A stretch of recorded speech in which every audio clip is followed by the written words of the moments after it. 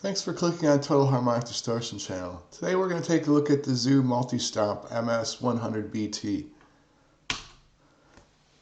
This is an all-digital pedal that features many effects. We're just going to take a look at some chorus and flanger effects and see how they stack up with the analog counterparts.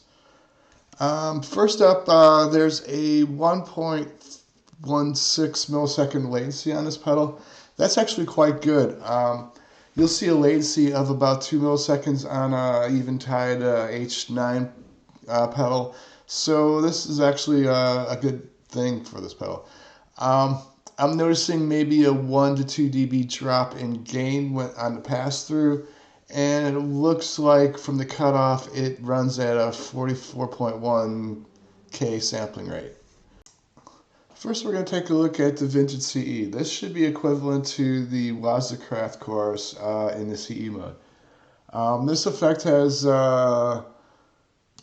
2 pages. There's a level control, a comp, and a rate and a mix. We'll turn it on and zoom out the display so we can see it a little better. Okay, there's a mix which basically reduces the volume of the mix in there. There's a rate that makes it go back and forth. And the comp seems to be some sort of a volume control too. I'm assuming it's some sort of a compression. And there's a level control, which is just the overall level. So if you want to make it a little bit flatter. And that's pretty much it. It goes from about 2 milliseconds to maybe 4.5 milliseconds on this particular pedal. Not much really there.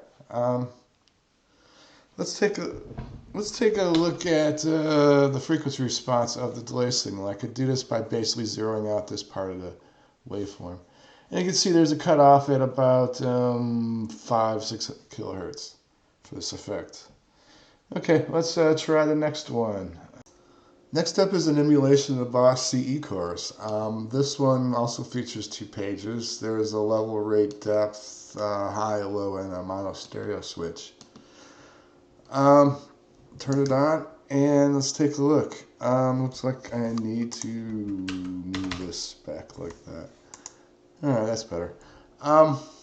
There's a rate control that adjusts the rate of the modulation, depth control that controls the depth of the modulation. Level for the amount of the effect, and a low and a high frequency that looks like it chops off the delayed signal. Let's chop off this little portion with the red FFT and take a closer look. The high frequencies reduces the highs, and lows reduces the low frequency. This is similar to what we saw in the Versatile chorus by Cool Music, which has nothing to do with the Boss CE1, but is useful for dialing in your effect. Let's take the depth all the way down, just so I could see something. Well, we'll keep the depth all the way up, and the delays go from about 4.5 to 6.5 milliseconds. Depth all the way down. What I'm really curious about is how the high frequencies go on just the delayed signal. As you can see, they're bouncing up and down. That's probably because they're using a linear interpolation scheme in this particular algorithm. It's a way of what you end up needing to do in a chorus effect is delay a signal by a fraction of a sample. So what you can do is take 2 samples and just draw a line between it and use that as a basis to make a partial sample delay. Now, the problem with using linear interpolation is also a low-pass filter, and as you can see, this thing bounces up and down like that, which is probably indicative of using a linear interpolation scheme. But anyways, it's pretty common. It's nothing really to worry about, and you can knock it out a little bit with the high frequencies. They're still there, but yeah. Okay, I guess that's it for this particular effect. Let's move on to the next one. Next up is the Boss Supercar simulation. I haven't really tested one of these but in real, but we'll take a look at it anyways. It's another chorus algorithm, level, depth, rate, EQ, and a mono. Usual stuff. Knock the rate all the way down, depth all the way down. We'll take a closer look at this one too.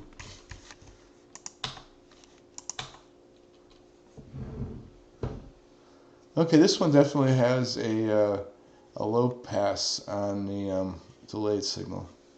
You can see it bounces a little bit, but it's a lot less noticeable on this. There's an EQ here. Let's make sure. And EQ chops it out even more. This one could be using a polynomial interpolation rather than linear interpolation. I'm not really sure.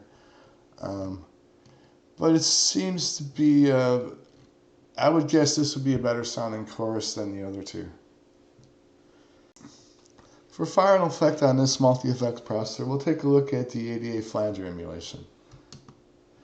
This effect features a depth, rate, and resonance control, as well as a pre-delay, a mix, and a level control. Turning it on, you can see it's very similar to the chorus in this particular configuration.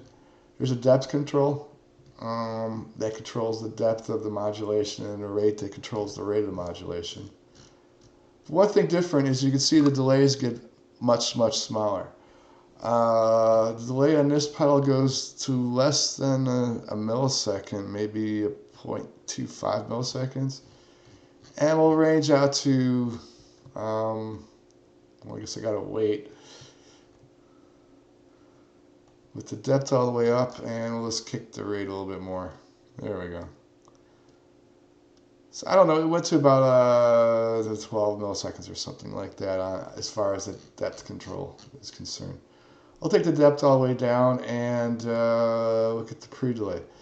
The pre-delay adds a pre-delayed signal, and it ranges from 15 milliseconds down to point something milliseconds that I can't measure because it's all gets squished together.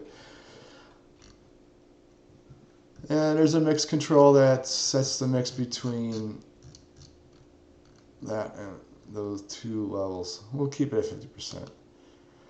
Now, one thing a flanger has that a chorus doesn't have is resonance control. The resonance control basically adds the delayed signal back onto itself so it can make a chain of delays. And you can see this makes a slightly more pronounced effect in the comb filter. Now with an ADA flanger, there's an odd and even harmonic control that's controlled by negative or positive resonances. A negative resonance is basically 180 degrees out of phase for each one of these echoes, while the positive basically keeps the resonance all the same. If there's an EQ, no, there's no EQ on this one, so I can't really show you a little bit closer.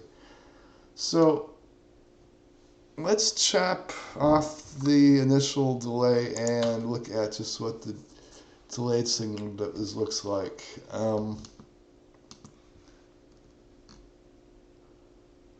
Okay, yeah, it looks like this effect goes all the way out to 20 kilohertz.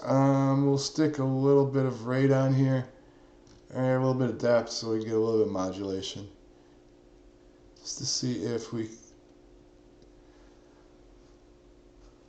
So as you can see, as the red signal goes up and down, this is probably another linear interpolated effect. I prefer things that have better interpolation, at least a polynomial. It just helps out with the sound quality a little bit. So yeah, okay, that's that. And I guess that's it for this. Let's take a look at the noise floor of this thing.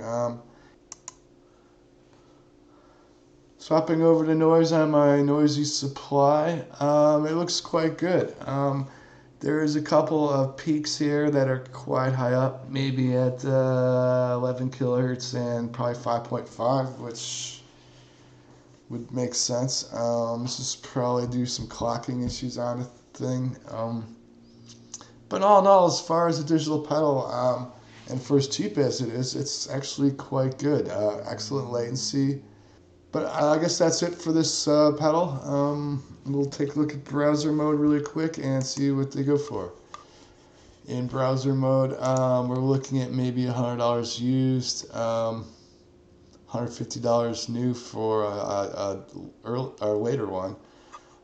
They made multiple versions of this with different effects, and back in the day they tried to sell effects through a Bluetooth app. I don't think that's available anymore. I don't know really what's up with that, but that's all I have for this episode, and please subscribe.